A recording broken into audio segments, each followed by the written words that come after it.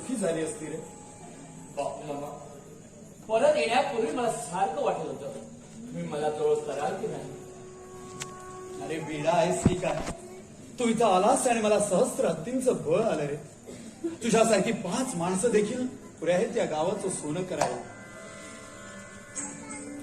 मोहनराव आलं, तुम्ही आला तिथं.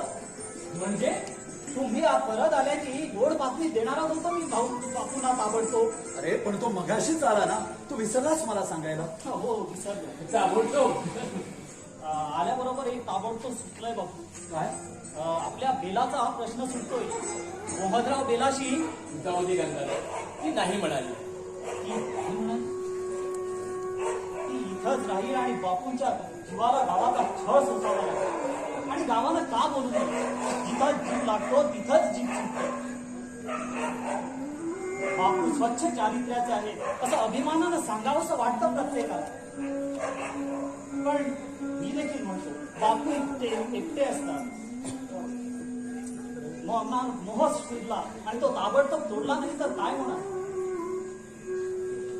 बेलाला सरळ सांगायचं बापू, बाई ग तुझ्यामुळं गावाचे बोल ऐकावे लागतात, तू घराबाहेर हो. गंगाधर तुला किती वेळा सांगितलं?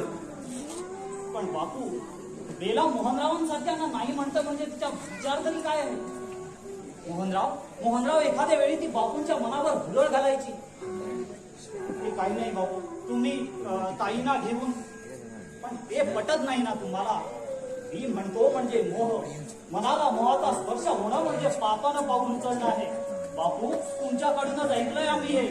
पण हे पापानं उचललेलं पाऊल माणसाला त्याच्या तत्वापासून दूर फेकतं, हे सुद्धा मीच सांगितलंय ना.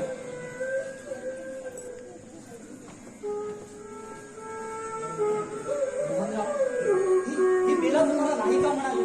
काय माहित, तिचं तिला ठाऊक. मग मी विचारू का तिला? नको, जाऊ दे.